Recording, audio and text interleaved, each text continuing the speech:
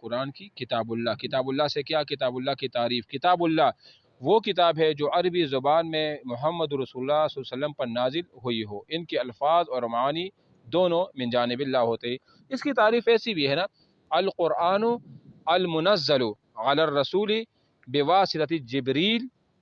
ٹھیک ہے، یعنی قرآن وہ ہے جو آپ علیہ الصلوۃ والسلام پر نازل ہوئی ہے، جبریل امین کے ذریعے سے آپ علیہ السلام پر نازل ہوئے.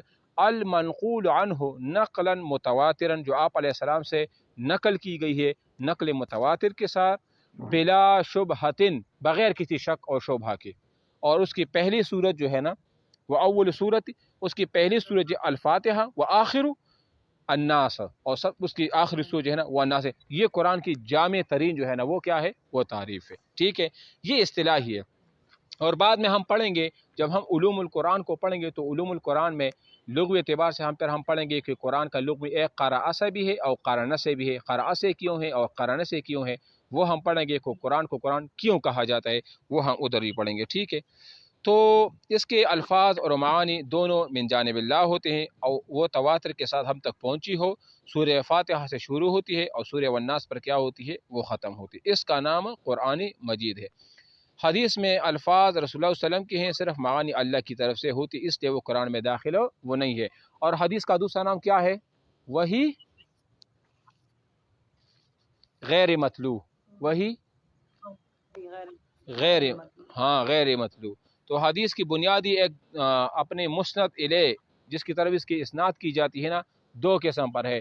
ایک حدیث نبوی اور ایک حدیث قدسی ہوتی ہے. ایک حدیث نبوی اور ایک حدیث قدسی ہوتی ہے. ٹھیک ہے نا؟ ہاں جی، یعنی اپنے جی سر، جو حدیث قدسی ہوتی ہے، ہاں سر یہ جو حدیث قدسی ہوتی ہے تو سر یہ کیا قرآن کے الفاظ ہیں؟ نہیں، حدیث قدسی نہیں، حدیث قدسی اس میں الفاظ آپ علیہ السلام اور معانی اللہ تعالی، یعنی اللہ کے نبی اس طرح فرماتے ہیں کہ اللہ تعالیٰ نے فرمایا. مثال جیسے حدیث ہے نا کہ اللہ تعالیٰ آپ علیہ السلام نے فرمایا کہ اللہ فرماتے ہیں کہ میں نے اپنے آپ پر ظلم حرام کر دیا ہے، لہٰذا مخلوق پر بھی ظلم کیا کرو، وہ بھی حرام ہے. ٹھیک ہے نا؟ تو اس طرح جو ہے نا جب آپ علیہ السلام اس طرح کہہ دیں. ٹھیک ہے سر جب ویسے وہی آتی تھی تو اس کے الفاظ دوسرے مطلب کس طرح ہوتے تھے؟ الفاظ وہی ہوتے تھے نا جو جبریل امین آپ علیہ السلام کو سناتے تھے، لیکن اس میں اتنی سی اختلاف ہے. جی، اس میں یہ تو نہیں کہتے تھے کہ مطلب اللہ نے فرمایا یا اللہ نے کہا.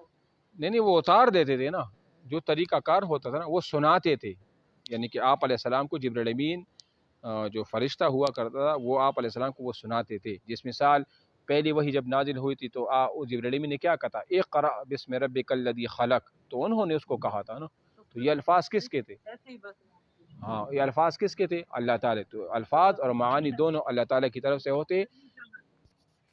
ٹھیک ہے، اچھا جی. سر یہ جو حدیث قدسی ہوتی ہے جبریل امین کے ذریعے ہوتی تھی نا نازل؟ ہاں جی، لیکن اس میں ہوتی جبریل امین کے ذریعے ہی ہے، لیکن اس میں لیکن اس کا طریقہ کار یہ ہوتا ہے کہ اس میں آپ علیہ السلام اس طرح فرمائے کہ اللہ تعالیٰ فرماتے ہیں. یہ مطلب وہ قرآن کا حصہ تو نہیں ہوتا نا، وہ بھی اللہ کا فرمان ہوتا ہے لیکن وہ قرآن کا حصہ نہیں ہوتا. وہ بھی تقریباً وہی غیر مطلوع میں آ جاتے ہیں. چاہے حدیث قدسی ہو چاہے حدیث نبوی ہو، وہ وہی غیر مطلوع اور وہی خفی بھی جس کو کہتے ہیں اسی میں آ جاتے ہیں. ٹھیک ہے، اچھا. ایک ہے کتاب اللہ. تو کتاب اللہ کی تعریف ہے یہ جو ہم نے کیا کر دیا؟ بیان کر دیا.